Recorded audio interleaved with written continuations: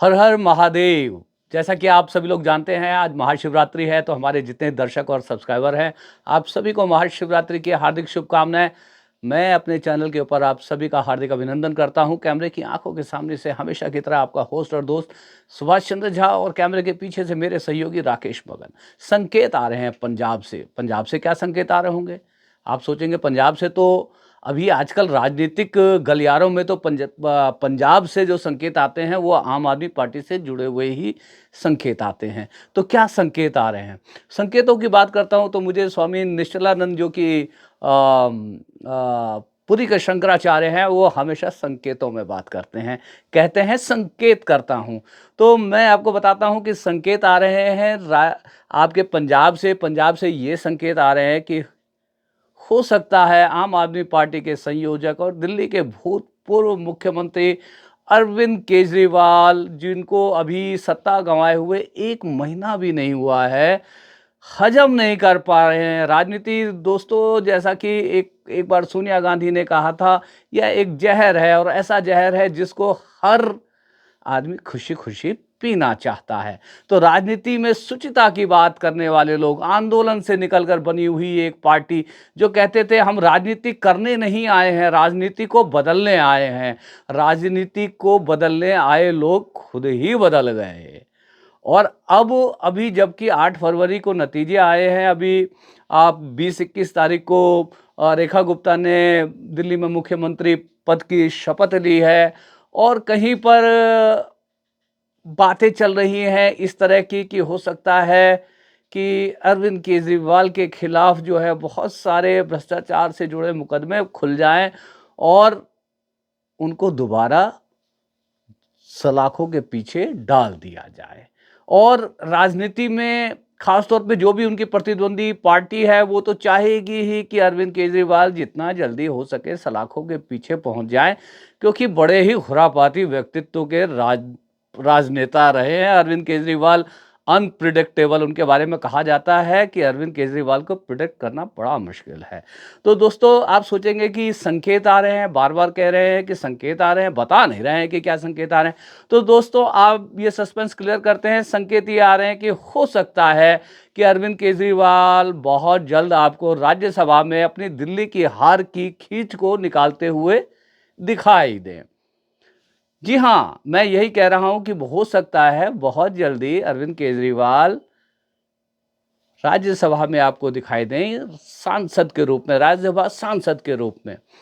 तो यदि अरविंद केजरीवाल राज्यसभा सांसद के रूप में संसद में जो है यदि दिखाई देंगे, तो कौन जा रहा है, किसकी विदाई हो रही है, किसकी सीट पर वो राज्यसभा की के लिए जो है सांसदी का दावा जो है करेंगे, कौन उनके अनुरोध पे या ऑर्डर के ऊपर राज्यसभा छोड़ने को तैयार है। स्वाति मालीवाल तो तैयार हुई नहीं थी, आप जानते हैं, और स्वाति मालीवाल से अभिषेक मनु सिंघवी के लिए राज्यसभा की सीट खाली करने के लिए कहा गया था, जिसके ऊपर मैडम भड़क गई, और उनके उसके बाद जो वो चीफ मिनिस्टर ऑफिस में गई और उनके साथ जो बदतमीजी हुई, जो बिल्कुल बेहद निंदनीय है, और उस जो बदतमीजी का खामियाजा आम आदमी पार्टी ने दिल्ली के चुनाव में उठाया है। आपने देखा है, स्वाति मालीवाल आज भी आम आदमी पार्टी की नामित जो है राज्यसभा सांसद हैं, और आम आदमी पार्टी की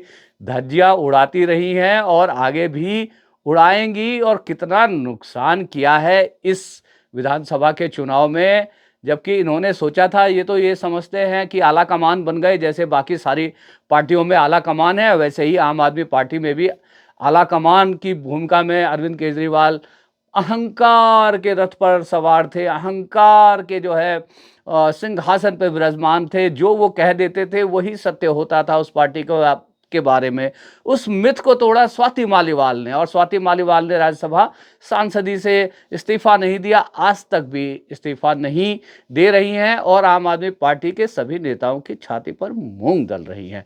तो दोस्तों, एक और संकेत कुछ अनुमानों से मिलता हुआ दिख रहा है कि यदि आपने नोट किया होगा कि राघव चड्ढा ने जब शादी हुई परिणीति चोपड़ा के के साथ उसके बाद से उनकी राजनीतिक सक्रियता बहुत ही कम हो गई। और आपने देखा होगा कि उससे पहले जिस मुखरता से जो वो भारतीय जनता पार्टी का विरोध करते थे और उनके विरोध में जो बातें जो है रखते थे, चाहे संसद में हो या संसद से बाहर, वो अचानक से आपने देखा होगा कि राघव चड्ढा बहुत लो प्रोफाइल हो गए। बीच में जब क्या कहते हैं, विदेश गायब हो गए, आंखों के इलाज कराने के नाम पर उन्होंने कहा कि यदि मैं विदेश नहीं जाता तो मैं अंधा हो सकता था।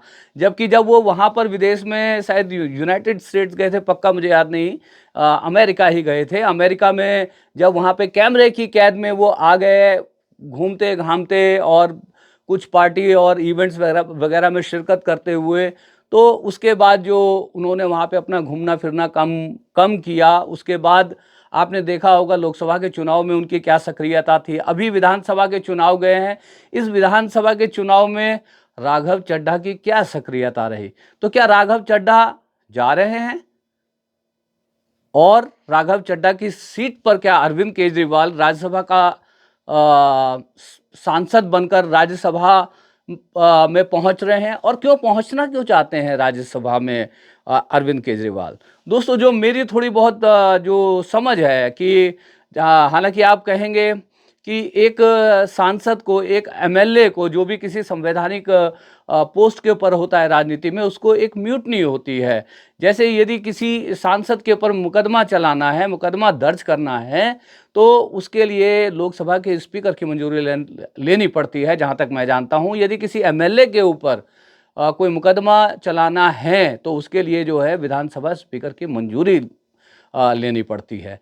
तो क्या अरविंद केजरीवाल को ये डर है कि किसी राजनीतिक शत्रुता के चलते भारतीय जनता पार्टी उनके ऊपर बहुत सारे केस लादकर हो सकता है आने वाले समय में जेल में डाल दे, तो वो इसलिए वो राज्यसभा जो है राज्यसभा में बतौर सांसद पहुंचना चाहते हैं, क्योंकि वहाँ पे एक थोड़ी सी म्यूटनी मिल जाती है। उन पर किसी भी तरह का मुकदमा दर्ज करने के लिए लोकसभा स्पीकर की मंजूरी लेनी पड़ती है, तो उसका एक प्रोसेस होता है। तो अब देखना होगा कि ये अभी जो बात आ रही है, ये संकेतों के जरिए ही आ रही है। हम इसकी पुष्टि नहीं कर सकते इस खबर की कि हाँ ऐसा ही है, मगर जो इधर उधर से जो संकेत आ रहे हैं, उससे जो यही लग रहा है कि बहुत जल्दी हम और आप भारत के संसद में, राज्यसभा में अरविंद केजरीवाल को दहाड़ते हुए देख सकते हैं, दिल्ली की हार की खीज उतारते हुए देख सकते हैं, भारतीय जनता पार्टी और प्रधानमंत्री नरेंद्र मोदी की बखिया उधेड़ते हुए देख सकते हैं, और हो सकता है कि राघव चड्ढा की विदाई देख सकते हैं। और ये भी देखना होगा कि राघव चड्ढा जाते हैं या कोई और राज्यसभा का सांसद उनके लिए अपनी सांसदी सेक्रीफाइस करता है। ये सारे जो प्रश्न हैं, इनके उत्तर भविष्य के गर्भ में छुपे हैं, तो ये आने वाले समय में जो है पता चलेगा।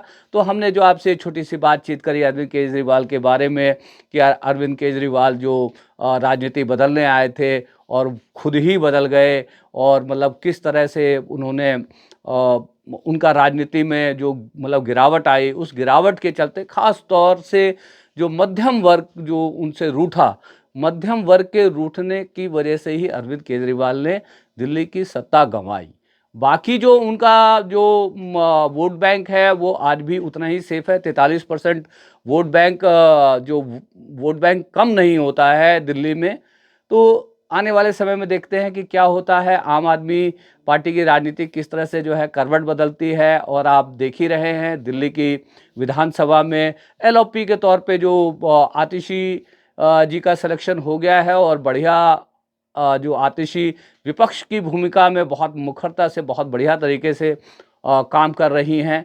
तो देखते हैं कि दिल्ली में दिल्ली की राजनीति कहाँ लेकर के जाती है, और क्या सरकार के बदलने के बाद दिल्ली के मुकद्दर में बदलाव आता है। बातचीत कैसी लगी? अच्छी लगी तो इसके ऊपर कुछ कमेंट भी कर दीजिएगा। लगा कि कुछ ठीक ठाक बातचीत यदि मैंने की है, तो चैनल अब तक सब्सक्राइब ना किया हो तो सब्सक्राइब कर लीजिएगा। आपको लगे कि मैंने जो ये बातचीत करी और 25, 50, 200, 500, 1000 5,000 10,000 लोगों तक पहुँचनी चाहिए। तो ज़्यादा से ज़्यादा लोग शेयर करके ज़्यादा से ज़्यादा दूर तक इस वीडियो को पहुँचाएँ, बड़ी मेहरबानी होगी। आप सभी का दिन शुभ हो। एक बार दोबारा से आप सभी को शिवरात्रि की हार्दिक शुभकामनाएँ। हर हर महादेव, हरे कृष्णा। आप सभी का दिन शुभ हो।